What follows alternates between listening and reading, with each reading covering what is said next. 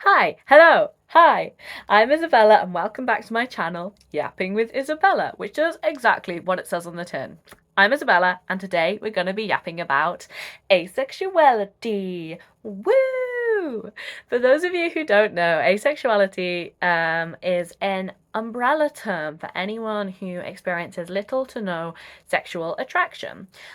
First of all, to understand that, I'm going to very quickly run you through the different types of attraction so that you have a better idea of what the different things are so that you can better identify what sort of attraction it might be that you are actually feeling.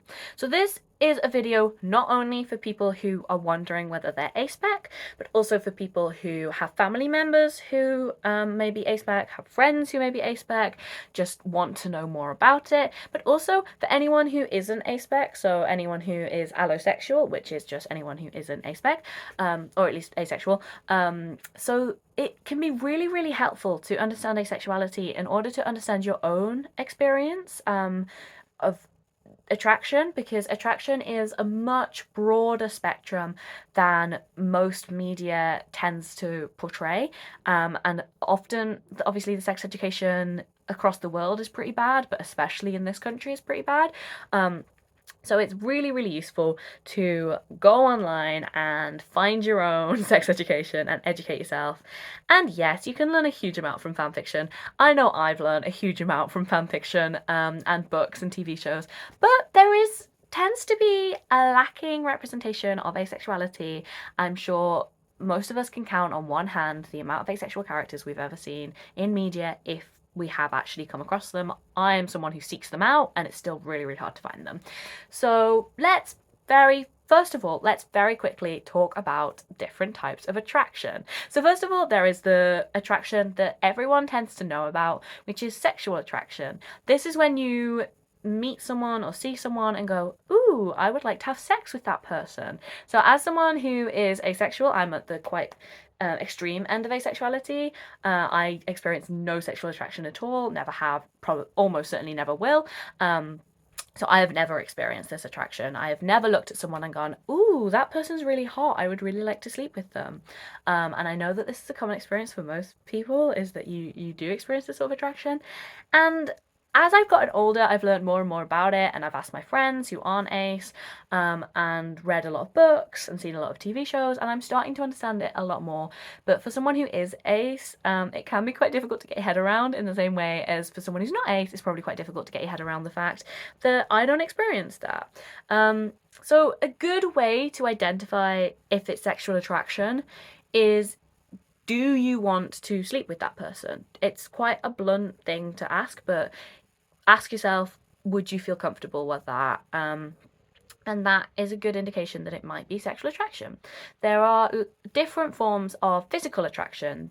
You might think that physical attraction just means sexual attraction, but it doesn't. There is also sensual attraction. Sensual attraction is where you want to be really close to that person and touch them. And that does not have to be in a sexual way. That could be you want to stroke their face, you want to give them a hug, you want to hold hands, you just want to be near that person and touch that person and be around that person and be physically affectionate with that person. So a good way to identify that it's sensual attraction, not sexual attraction, might be, do I want to give this person a hug? Do I want to hold hands with this person? Or do I want to do more with this person? Which it can be very difficult to identify the difference between the two. But understanding the types of attraction more should help you in the future find it easier to understand the difference in the attraction that you're feeling. So you also might feel sensual attraction. This is not just for people that you're romantically interested in. So sensual attraction, like with friends, you might want to be hugging your friends a lot. That's a form of sensual attraction. You might see an animal and you really want to cuddle it. That's a form of sensual attraction. Attraction does not just mean in a romantic or sexual way, which I think we've got a big misconception about, which can be very problematic and very difficult for people to understand the different types of attraction they're feeling, because there can be quite a lot of taboo around attraction not towards sexual or romantic partners, which is really annoying because there's so many different types of love that aren't really covered. Like the Greeks had 6 different words for love, which I will cover in a different video. Or I have a TikTok video on it. If you go, I think I will have to put my TikTok links in the comments, because apparently you need a verification thing and I can't be bothered to do that. But I will do it at some point. But if you want to go and check that out, I will leave it below. Okay, so sensual attraction. Next attraction is aesthetic attraction. So this can be very hard to differentiate from sexual attraction again. It's very different from sensual attraction. You can usually tell the difference between the two. Aesthetic attraction, basically a good way to understand it is you feel aesthetic attraction to art, but you don't want to have sex with it. Like, that's a good way of putting it. So for me specifically, I don't experience sexual attraction, but I do experience aesthetic attraction, which is where you look at something and think, wow, that thing is beautiful. And you can look at people or objects or whatever and think that thing is beautiful. And I can do it with people. I can still identify when people are very beautiful or aesthetically pleasing to look at. I tend to think I have a lot of aesthetic attraction towards pathetic, nerdy men, which is really annoying because I thought for a long time I was a lesbian. Turns out I'm aromantic, asexual, and I just have a lot of aesthetic attraction to pathetic, nerdy men. But also, I think all women are aesthetically very attractive. I think pretty much all women are absolutely gorgeous, inside and out. Okay, the next form of attraction is platonic attraction. So this is the sort of attraction that you feel towards your friends. This is where you might meet someone and you really want to be friends with them and you really want to talk to them and you want to have a deeper connection with them, but not in a romantic way.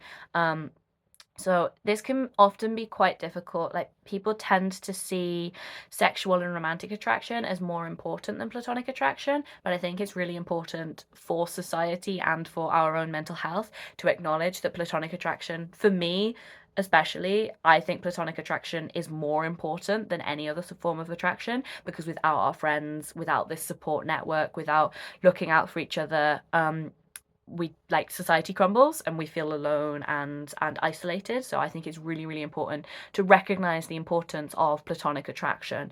I do think that with your partner, you should experience some level of platonic attraction. You should want to be around your partner in a more platonic way. You should want to do things that normal friends would want to do with your partner. So within a romantic relationship, you usually want a good level of all the different types of attraction for it to be as successful as possible. Of course, you don't necessarily need platonic or romantic attraction to have a relationship. You could just have sexual attraction, but I would advise that usually those relationships might not end so well for either parties. Then another type of attraction, which I've mentioned quite a lot already, is romantic attraction. So romantic attraction is very difficult to identify, and it was like, I didn't know what romantic attraction was for a very long time. I was so convinced that I was homoromantic because I didn't actually understand what romantic attraction was. It wasn't until I was having a conversation with my friend where I was like, please, can you explain to me in detail what a crush is? And can you explain to me in detail what romantic attraction actually feels like? And she explained it and I was like, huh, I've never experienced that, which was slightly alarming realization to have. But we move, and then I was chatting to my other Arrow Ace friend and I was like, huh, my experience matches up very closely with yours. So romantic attraction, very confusing, very difficult to identify. I still don't fully understand what it is, but from what I can work out, it's like when you have a crush on someone. If you had a crush on someone as a child, that's what romantic attraction is. It's before you feel sexual feelings. That, at least the easiest way to explain it to people who aren't on the A spec, is the crush you had before you experienced sexual feelings. So it's this very pure kind of, I just want to be around this person. I want to kiss this person. I want to hold hands with this person. I want to hug this person. It's lots of other different types of attraction, all rolled into one. And it might be that you want to spend the rest of your life with this person. You want to go on dates with this person. Which is confusing, especially for me as someone who is in a relationship with another Arrow Ace person. And when I told my partner that, because it was very recently that I worked out as aromantic, when I was like, I think I might be aromantic, they were like, yeah, duh, did you not know this? And I was like, no, I did not know this. And they're like, I've known this for ages. And I was like, you could have told me. So apparently to other people it's very obvious that I don't experience romantic attraction. But with you can still have a like quote unquote normal relationship without experiencing romantic attraction. Like the relationship I have with my partner, it's still like we want to get married, we want to have kids, we want to live together. It's still all these sort of things, shared bank account, shared life, shared dreams, aspirations, all this sort of stuff.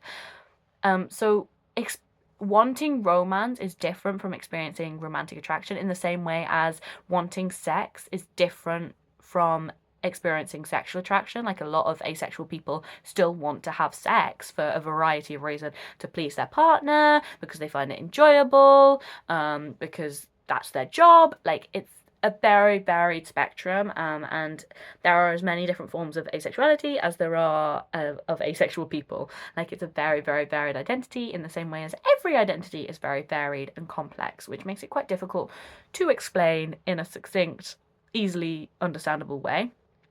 So with romantic attraction, in the same way as I want romance, I'm a hopeless romantic. I read loads of rom-com books. I love a good rom-com film. I love some romantic fan fiction. I'm a big fan of romance. I like get very excited when my friends are telling me about romance. Me and my partner go on dates. So I still seek out romance. I just don't experience the attraction. So with me and my partner, I experience very heavy platonic attraction to my partner and very heavy aesthetic and sensual attraction to my partner, but I don't actually experience romantic attraction with them. So for me, the process of deciding to enter that relationship wasn't going, oh, I really like this person, I really have a crush on this person, therefore I should enter a romantic relationship. It was literally me writing a list of pros and cons, going, are we compatible? Do we want the same things from life? Do we have a lovely time together? Okay, great. There are way more pros than cons. Let's enter this relationship. It was more like drawing a contract rather than going, oh, I'm in love with this person. Like I still experience love, but I don't really experience it like in love so much with people. Like I'm very in love with my partner, but in a different way than most people experience in love. Like I'm in love with my partner in the same way as I'm in love with my friends, in love with the sunshine, in love with the flowers, in love with beautiful colors. Like it's a very different experience, which I find really interesting. The ways that it then affects our relationship is that we never argue. We've never had a single argument. We've been together over a year. We've not argued about anything. And a lot of my friends who aren't a spec found that very bizarre, and they're like, how do you manage to not argue? And me and my partner went through a list of all the things that couples argue about, and we were like, we don't experience these things. Like neither of us ever experience jealousy about the other person. Like my partner holds hands with all of their friends, is very, very emotionally involved with them all, like has very deep friendships. I am exactly the same. I'm very, very touchy-feely as a person. I love physical affection. I have very, very deep platonic relationships with lots of my friends, but neither of us have ever experienced jealousy about that or thought it was something we needed to worry about. Whereas in a relationship where the participants aren't a spec, I think there's a level of jealousy that just comes from like hormones and comes from brain chemistry, and I've never understood jealousy. I've always found it to be really weird and really off-putting, and it turns out the reason of that is that I'm not hardwired to experience that within a romantic relationship, which is should have been an indicator that I was probably a romantic, but you know, we don't get taught about it very much. Okay, there you go. That was a whistle stop, bloody hell, I can't speak. Whistle stop tour of the different types of attraction. I will do another video about my experience being aspec, my experience of asexuality, my journey to working out that I was ace, my experience of aromanticity. Aromanticity? Is that the word? Let's go with that. It sounds fancy. Aromanticity. It also sounds like a type of perfume. Experience our new aromanticity range. Like, okay, I'm not a perfume. It's an identity. I'm gonna shut up. I'm gonna stop yapping. This video is already at yap length. I think I'm reaching at yap capacity, or at least, well, I'm not. I'm gonna immediately film another video because I can yap for hours. But I'm sure that you are reaching yap capacity. So I'm gonna shut up and let you have a lovely rest of your day. I hope that you drink lots of water today, are kind to yourself, go out and experience the world in all of its beauty. Go and say hello to a flower. It'll make you feel better, honestly. You might feel like a mad person, but just go, touch a flower, say hello, touch some grass, have a nice time, and I hope that you get to be your favourite version of yourself today. Not the best version, not the version that is the most productive, but your favourite version. The version that makes you feel most you and the most happy with your position in the world. I know that's cheesy, but you deserve to have someone be cheesy, so... Yay! I love you. The world loves you. It's all great. Good job. Yay! I will see you soon. I'm gonna stop yapping. Goodbye!